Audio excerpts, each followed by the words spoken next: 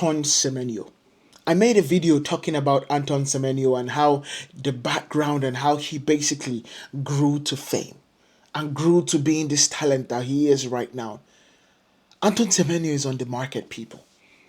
And Europe's biggest clubs are lining up for his signature. And that's the best thing to think about.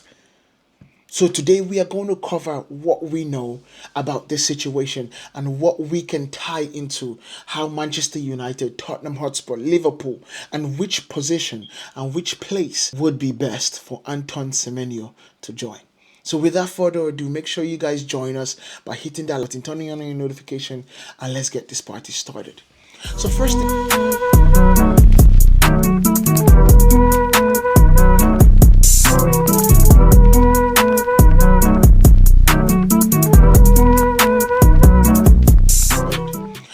things first, who is Antoine Semenyo?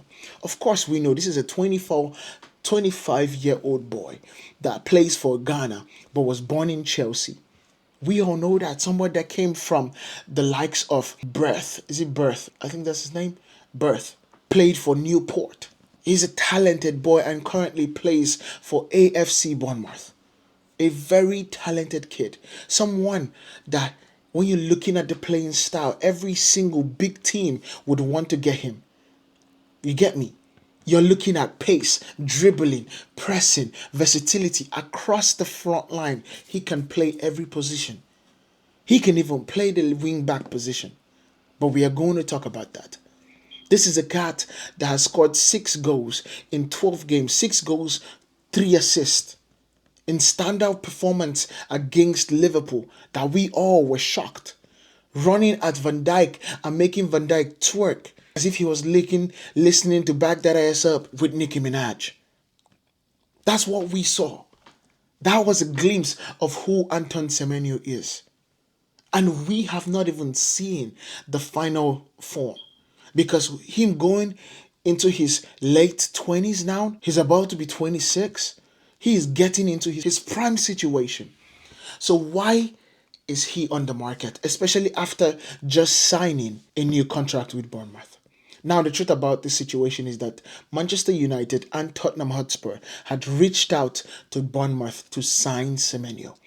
Both teams are around £50 million laid the bid, but he refused to go to either club and chose to stay at Bournemouth. We all know that this situation is not as easy like that, because when he signed the deal with Bournemouth, he included, this was from Semenyo, he included a £65 million release clause. Now it's a 60 plus 5, and this was mutually agreed by Bournemouth and Semenyo's team. Now, when you're looking at this situation, this can only happen in the first part of January. So they are absolutely making it crystal clear to every single person and suitor that if you do not do this in the starting of January and give us time to replace Semenyo, you are not going to get that release clause. So it is in the clause that it's in the first half of January and that transfer window in order for them to get more time to replace Semenyo. And then if he doesn't leave in January and stays for Bournemouth to the summer, it then drops to a little bit more than £50 million. So this is a deal. This is an opportunity for both sides, for multiple sides, to take advantage of one of the best players with the rest of the teams. He is one of the best players outside the top 6, and it's impressive. He is so impressive, can play for any single big team right now as we speak. He can compete with Dogu, Jeremy Dogu, Manchester City. Can compete with Martinelli in Arsenal or Trossard. Can compete with Cody Gakpo in Liverpool.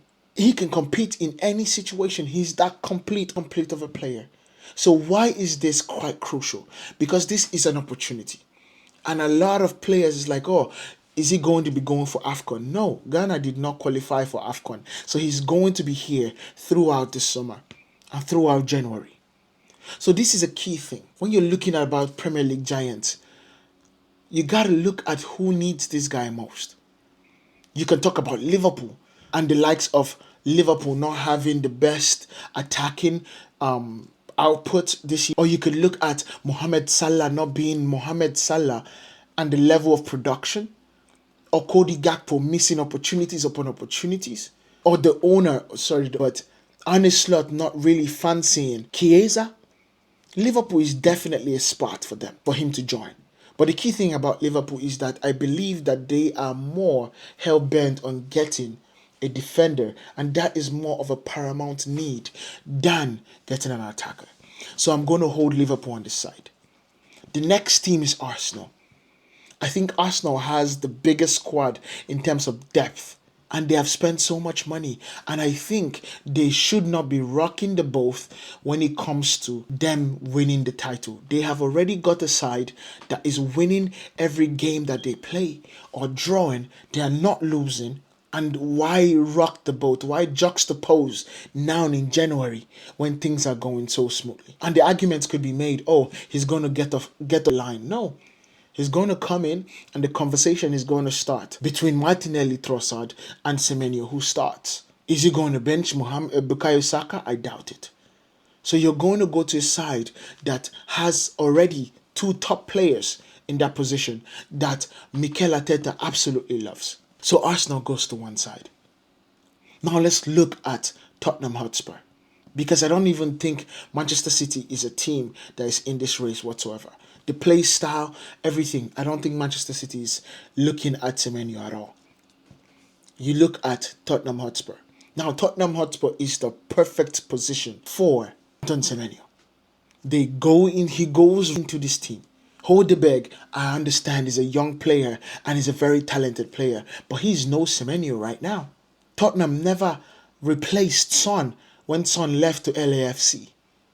This is somebody that not only has the attributes of Gareth Bale, but is meant to play in a direct style, and of course plays or will be playing with the manager that turned Brian Mbeumo from a talent in France that was bedding into, yes, I am talented, but I have not gotten that step up.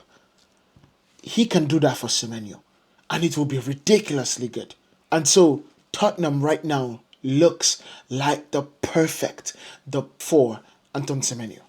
But if there's one thing we know is that Antoine Semenyo, going into his next contract, he would need this contract to be life-changing.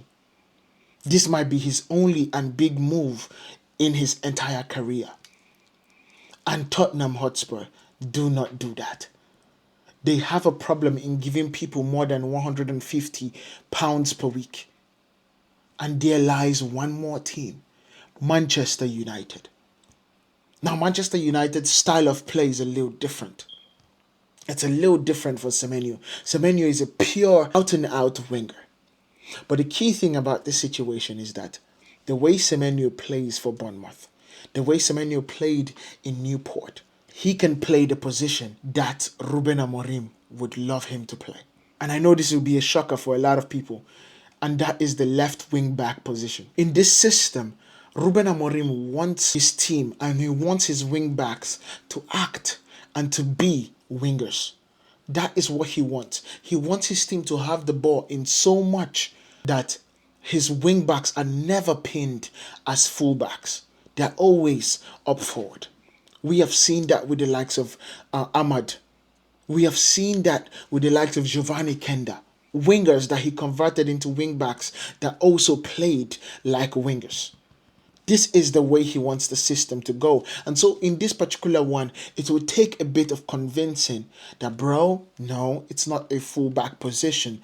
It's a winger position that just tracks back. And when you're talking about that, that is something that he already does for Bournemouth. In this case, he will just have a little bit more responsibilities when the ball is not with Manchester United, when it's with the opposition. And that would take a lot of convincing. And that right there would be left up to the coach to do the convincing.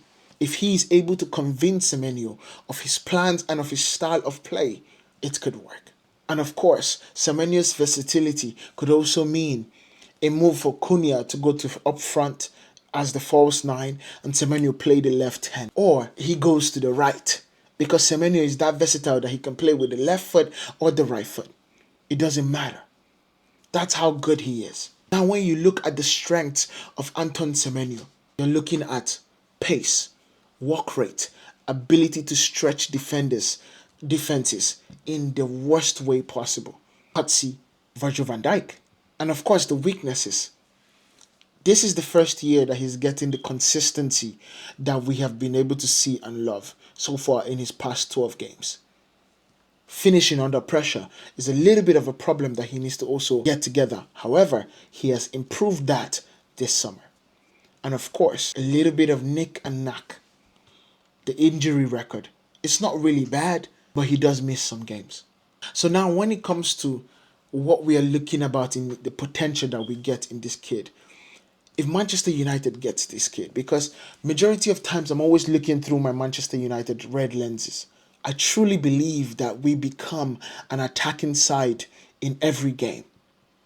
We become a side that you just can't plan for. We have seen Ahmad be so effective on that side of the pitch. We have seen Bryan Mbeumo and Ahmad literally cultivate something that we have been waiting to see. If we get that with Antoine Semenyo and Matheus Cunha, Manchester United will be competing for the best trophies that they are in. I can assure you that. He is that talented. He is that good of a player.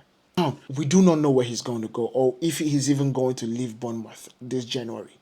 But I truly believe that this is an opportunity that we should do. We should go get him. It's £65 million. Right now in this transfer window for a talent like that it feels like 40 back in 2020. For that type of talent, go get him. Even if it's not a situation where we are going to be playing this system in the next 3 years.